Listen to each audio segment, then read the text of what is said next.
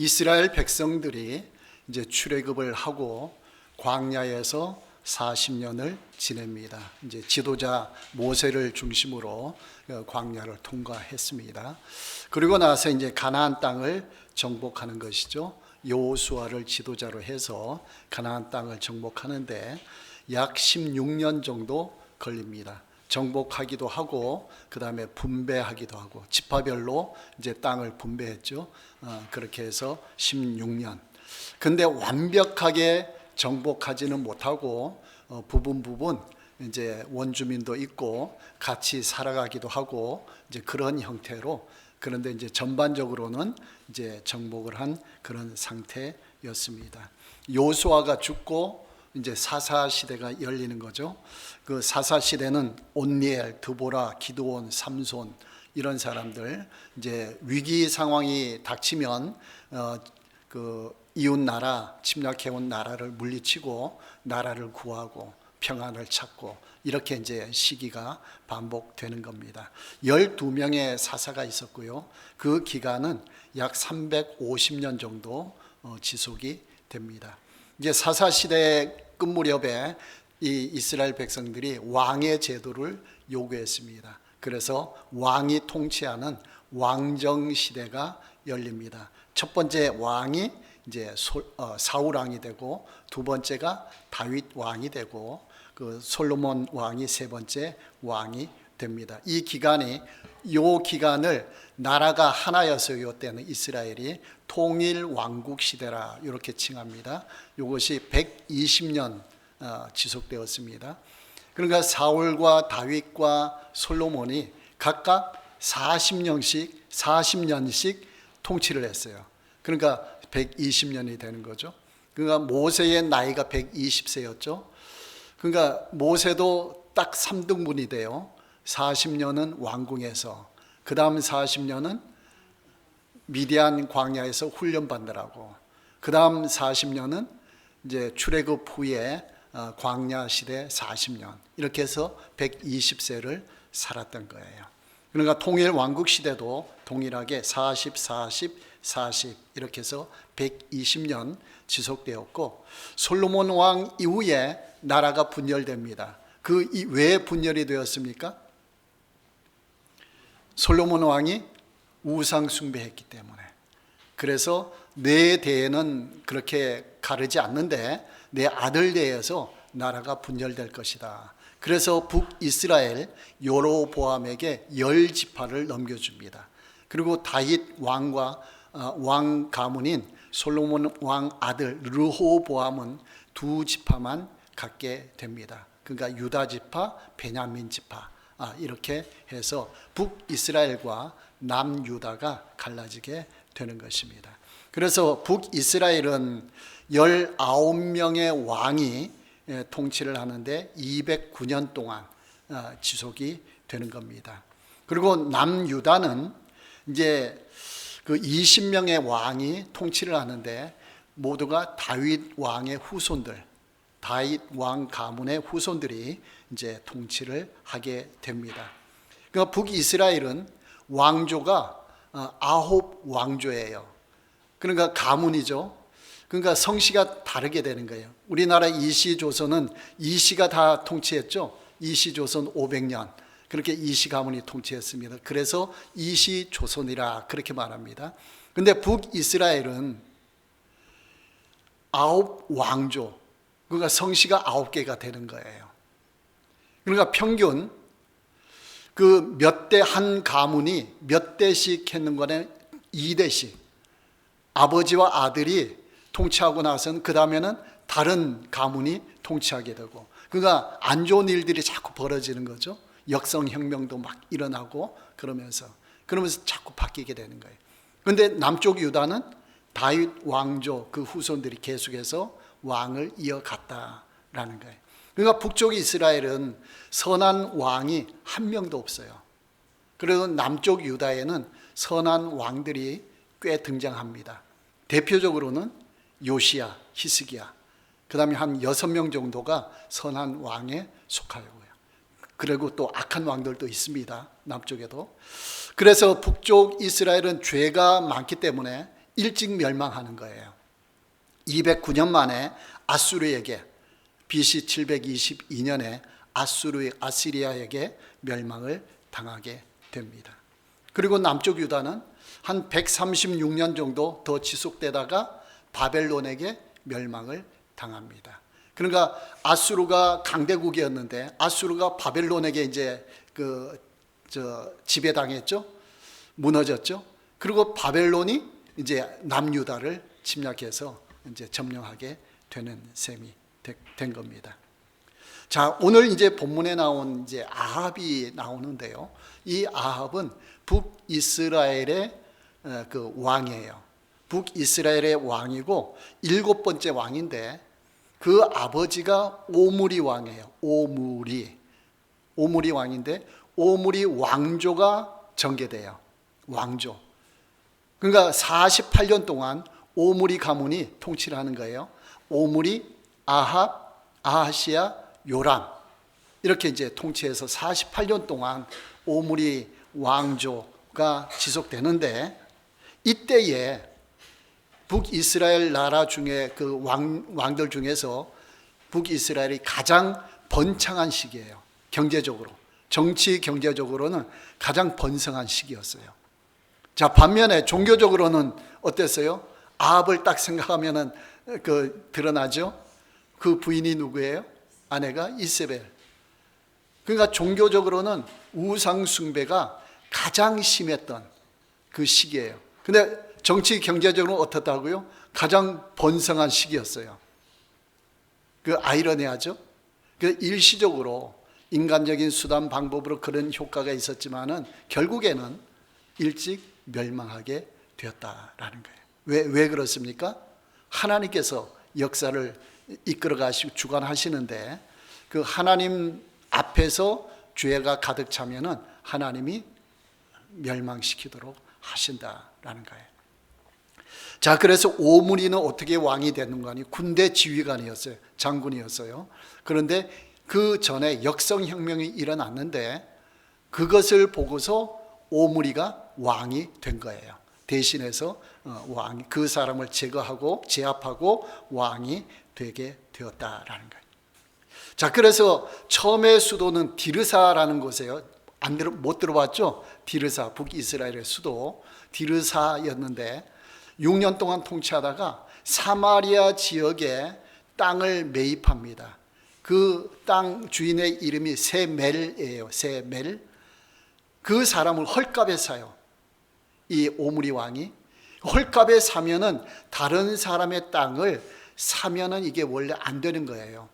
하나님께서는 토지는 땅을 분배 다 했잖아요. 땅을. 그러면은 그 분배한 대로 그 가문에서 계속 땅을 가지고 있어야 돼요. 매매하면 안 돼요. 땅은 여호와의 것이다. 땅은 그렇게 이제 정하신 거예요. 그런데 그 땅을 나에게 팔아라. 수도로 정할 것이다. 그렇게 했어요.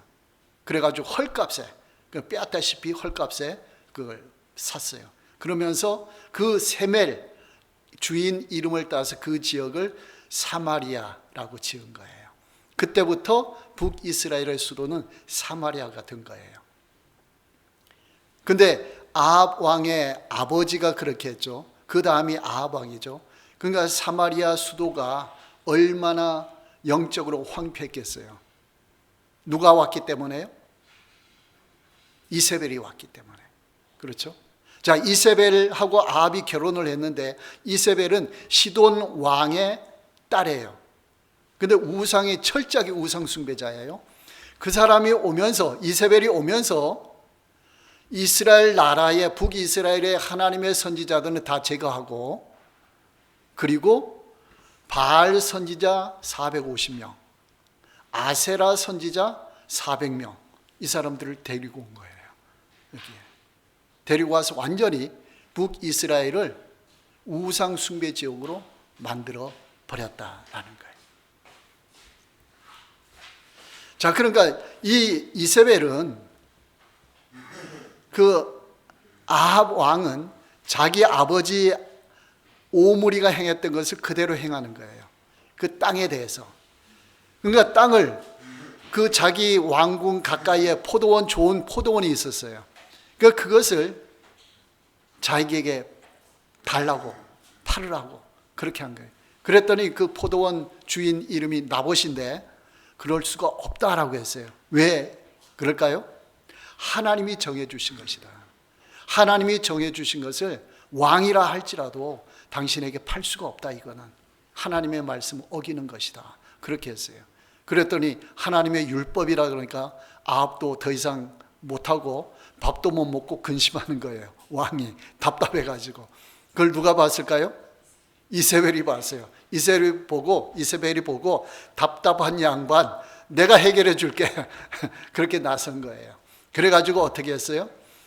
그 아합 왕의 이름을 도장을 찍어가지고 공문을 보냈어요. 그 지역의 지도자에게 보내가지고 저 나봇을 재판해라. 불량자 2명 증인을 세워가지고 저 나봇이 하나님과 아합 왕을 모독했다고 해라. 그랬어요. 거짓말로 위증을 한 거죠. 그렇게 해가지고 나봇이 죽게 되었어요. 주인이 죽으니까 이세벨이 그 포도원을 빼앗아가지고 아합에게 주었던 거예요. 그런 일을 벌였어요. 그러니까 이 토지는 그때 토지 무른다라는 그런 말이 있죠. 토지 물음. 그 나오미 토지를 물어줬잖아요. 그렇죠? 그럼 물어줬어요. 그러니까 그게 무슨 의미인 거 아니에요? 가난하잖아요. 사람이 살다 보면 가난해질 수 있잖아요. 농사가 안 되고. 그러면 다른 거 할 수 없으니까 토지를 팔아야 되는 경우가 생기는 거예요. 먹고 살기 위해서. 그럴 경우에는 어떻게 하느냐. 팔아가지고 내가 열심히 돈을 벌어가지고 여유가 있어가지고 토지를 다시 매입하는 거예요. 이게 하나의 가장 좋은 방법이고, 그 다음에 그게 안 될 경우에는 가까운 친척 중에서 토지 물을 자를 정해가지고 그 사람이 토지를 사요. 사가지고 그 사람에게 주는 거예요. 그 돈 여유가 있는 사람이 사가지고 그 사람에게 주는 거죠. 이게 이제 두 번째 방법이에요. 근데 세 번째는 뭐냐? 이것도 저것도 아니야. 자기가 살 능력도 안 되고 토지 물을 사람도 친척 중에 없어요. 그럴 경우에는 희년제도라고 있어요.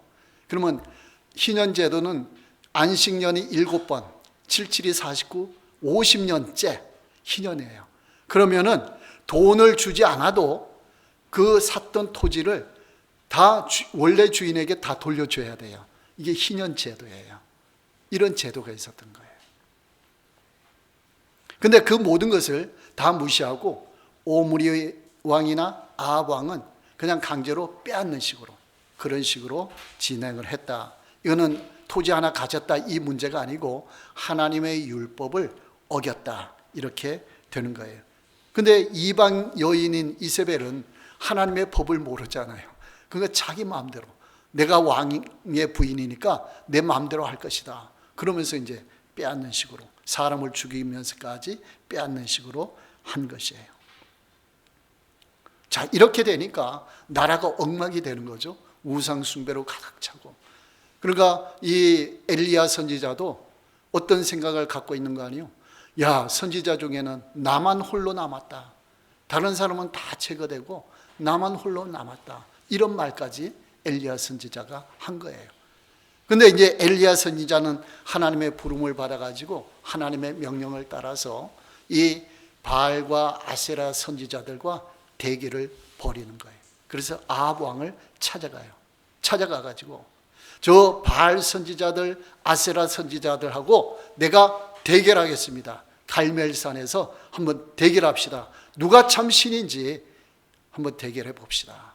아합 왕에게 제안했더니 아합 왕이 아이고 너 혼자밖에 없는데 되겠어? 그러면서 자신 있게 그 선지자들을 모은 거예요.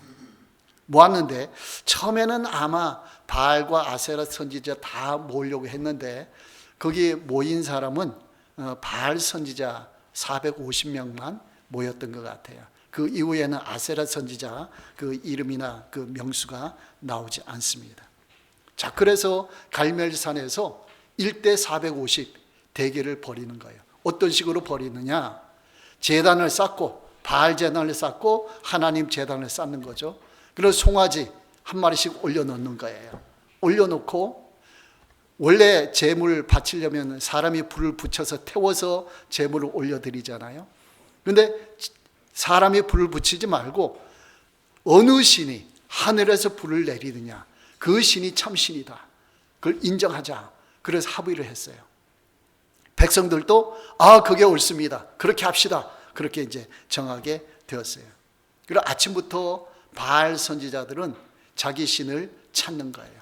바알 신이여 응답하소서, 바알 신이여 응답하소서, 막 그렇게 해요.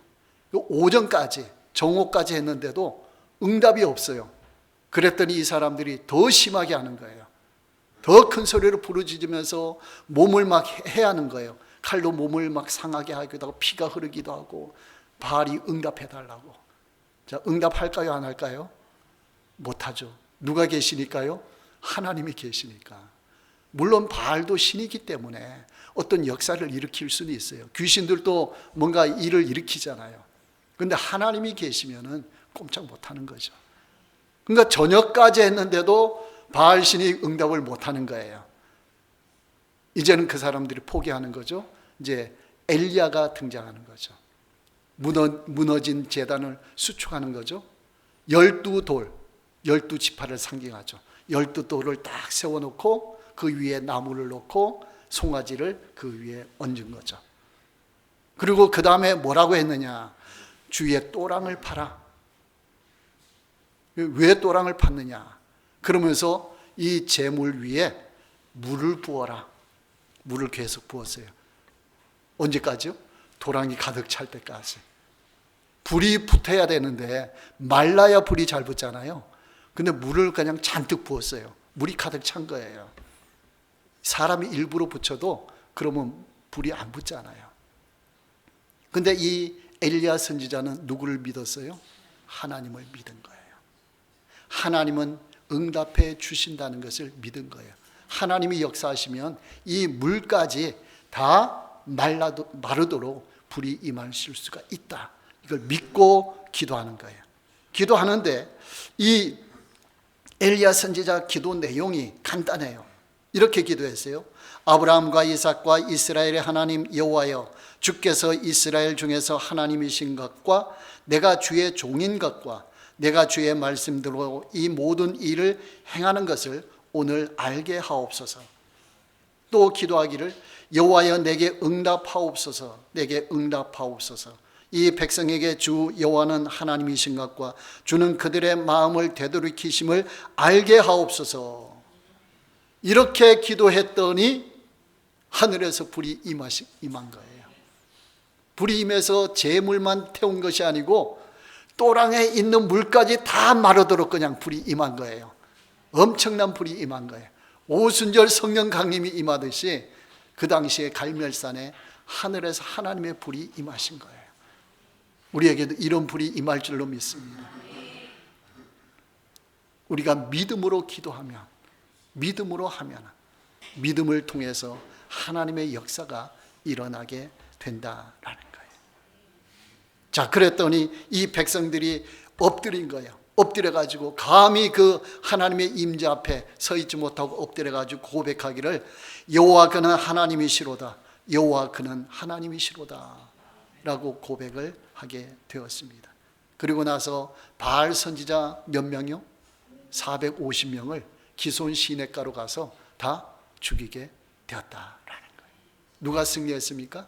하나님이 승리하고 하나님의 선지자 엘리야가 승리하게 되었던 거예요.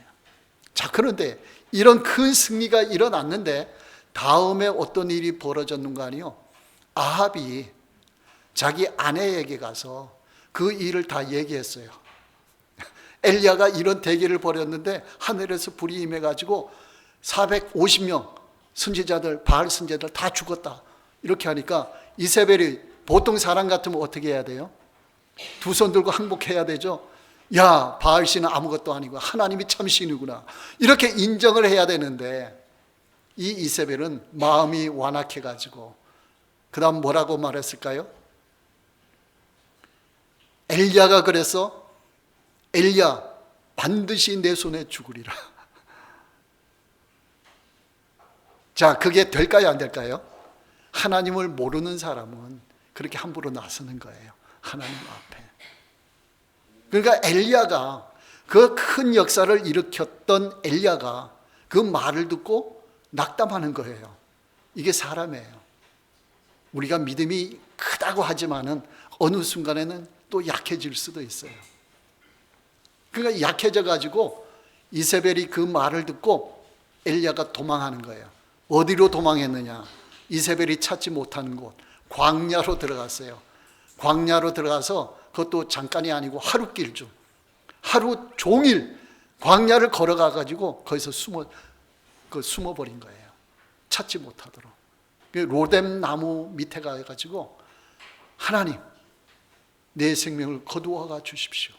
이세벨을 손에 죽지 않게 하시고 내 생명을 여기서 거두어가 주십시오. 갈멜산의 엘리야하고는 완전히 다른 사람인 거예요. 죽여달라는 거예요. 거두어가 달라는 거예요. 자, 하나님이 거두어가 주실까요? 아니죠. 하나님이 천사를 통해서 힘을 주시는 거예요.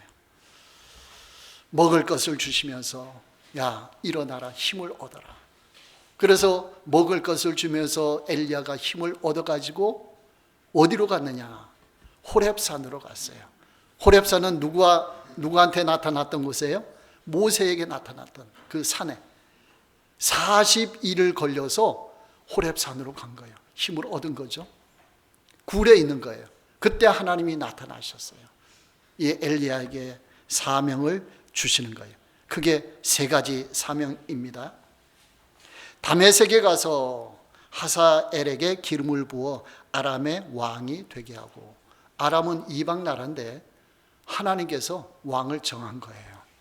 그 다음에 두 번째는 예후에게 기름을 부어가지고 이스라엘의 왕이 되게 하라 했어요. 예후가 어떤 사람인 건 아니요, 나중에 오므리 가문을 완전히 멸망시키는 사람이에요. 이세벨도 멸망시키고 그렇게 한 사람이에요. 그러니까 예후에게 기름을 부어라. 그러니까 하나님의 말씀대로 이루어지게 되는 것이죠. 그 다음에는 세 번째는 엘리사에게 기름을 부어. 엘리사는 누구예요? 선지자죠. 엘리야의 후계자가 엘리사예요. 그래서 엘리사에게 기름을 부어 너희가 대신해서 선지 사역을 감당하도록 하라라고 했어요. 그러면서 하나님이 하시는 말씀이 바알에게 무릎 꿇지 않은 7,000명을 내가 남겨두겠다라고 했어요. 놀라우시죠? 그러니까 엘리야가 생각할 때는 다 하나님 다 버리고 바알과 아세라 섬기고 내 혼자 남았다 이런 생각했는데 하나님 편에서는 7,000명을 남겨두기란 그런 약속의 말씀을 하신 거예요. 자, 우리에게도 7,000명이 있는 줄 믿습니다. 하나님이 역사하시면 되는 거예요. 우리 인간의 생각으로 보고서 사람 숫자 세지 마시기 바랍니다. 하나님이 숨겨놓은 7,000명이 있는 거예요. 그 믿음의 눈으로 바라볼 수가 있어야 된다라는 거예요. 자, 그랬더니 엘리야가 힘을 얻었어요, 못 얻었어요? 이제 또 힘을 얻은 거죠. 힘을 얻어가지고 누구를 찾아갔을까요? 이제 또 아합 왕을 찾아간 거예요. 아합 왕을 찾아가서 하나님의 말씀을 전하는 거예요. 하나님 말씀 세 가지를 전합니다. 어떤 말씀인가요? 당신이 포도원을 빼앗으려고 나봇을 죽였지 않느냐? 당신도 나봇처럼 될 것이다. 그런 말을 했어요. 아합 왕에게.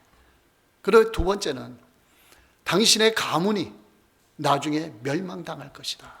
하나님이 멸망시킬 것이다. 두 번째. 그런데 세 번째는 뭔가요? 이세벨에 대한 거예요. 이세벨이 나중에 죽게 돼서 개들이 그 피를 핥을 것이다. 나중에 이세벨이 어떻게 죽은지 아세요? 국민들이 혁명이 일어나가지고 성 꼭대기에서 이세벨 던져버렸어요. 몸이 그냥 땅에 떨어진 거죠. 실제로 개들이 피를 핥았다. 그렇게 이제 된 거예요. 말씀대로 다 이루어진 거예요. 자, 이 말씀을 듣고 났더니 이세벨보다는 그래도 아합은 조금 착한 사람 같아요. 이세벨 왕후를 따라가지고 그냥 헤맨 사람인데 어떤 그것이 오늘 본문이에요. 여호와의 말씀이 디셉 사람 엘리야에게 임하니까 아합이 겸비한 거예요. 어떤 식으로 겸비했죠? 굵은 배로 몸을 동이고 금식하고 풀이 죽어서 다니는 거예요. 근데 회개했다는 말은 없어요. 그냥 회개하는 심정으로 그렇게 행동을 취한 거예요. 그랬더니 하나님이 뭐라고 하셨죠? 아합이 내 앞에서 겸비함을 엘리야 네가 보느냐? 그렇기 때문에 저의 시대에는 내가 말했던 재앙을 내리지 않고 다음 시대에 내리리라 그랬어요. 그러니까 아합 시대에 그 예언이 다 이루어지지 않고 그 후대 가서 그 예언이 그대로 이루어지게 되었습니다. 자, 만약에 아합 왕이 엘리야 선지자의 예언의 말씀을 듣고 완전히 회개했더라면 어떻게 됐을까요? 그 재앙이 임했을까요? 임하지 않았을까요? 임하지 않았겠죠. 회개하지 않고 회개하는 모습처럼 제스처를 취한 거예요. 그러니까 이렇게 하니까 어느 정도 수준인 거 아니에요? 자기는 재앙이 면했는데 그의 시대는 임하지 않고 그 아들의 시대에 임하리라 그랬죠, 말씀에서. 그러니까 피해간 거예요. 자, 피해갔으면 아들은 아버지 때문에 재앙을 임하는 거죠. 그럼 하나님이 기회를 주신 거예요. 재앙이 임하는 기간을 연장시킨 거예요. 만약에 아들이 회개했으면 어떻게 될까요? 재앙이 임하지 않겠죠. 재앙이 다 사라지겠죠. 그런데 아들이 회개하지 않으면 악하게 하면 그때 임하고, 아들도 아합처럼 좀 겸비해서 겸손해가지고 좀 악을 덜 행했으면 그때는 이루어지지 않고 그 다음 때에 이루어지겠죠.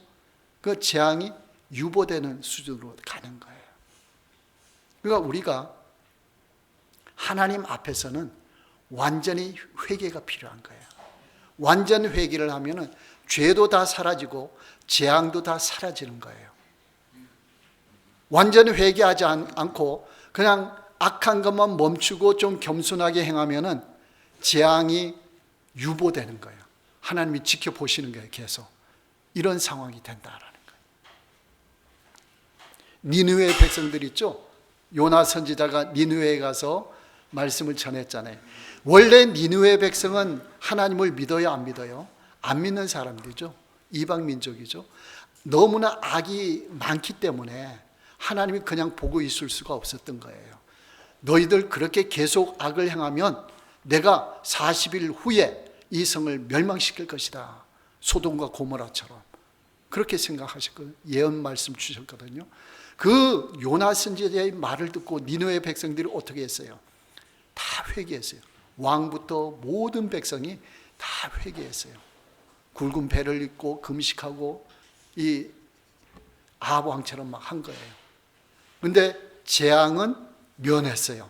하나님이 재앙을 면해 주었어요. 근데 그들이 구원은 받았어요, 안 받았어요? 구원은 못 받았어요. 그러니까 이 부분을 우리가 잘 차이를 이해를 해야 됩니다. 그러니까 우리가 회개할 때 철저하게 회개해야 돼요. 가룟 유다처럼 후회하면 안 돼요.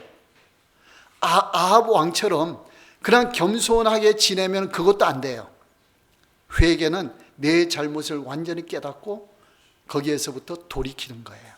하나님 용서해 주십시오. 그러면 돌이키는 거예요. 그러면 하나님이 모든 것을 다 없애주시고 원상복구 그렇게 시켜주신다라는 거예요. 자, 우리는 하나님의 뜻에 따라 이렇게 겸손하게 살아가야 될 줄로 믿습니다.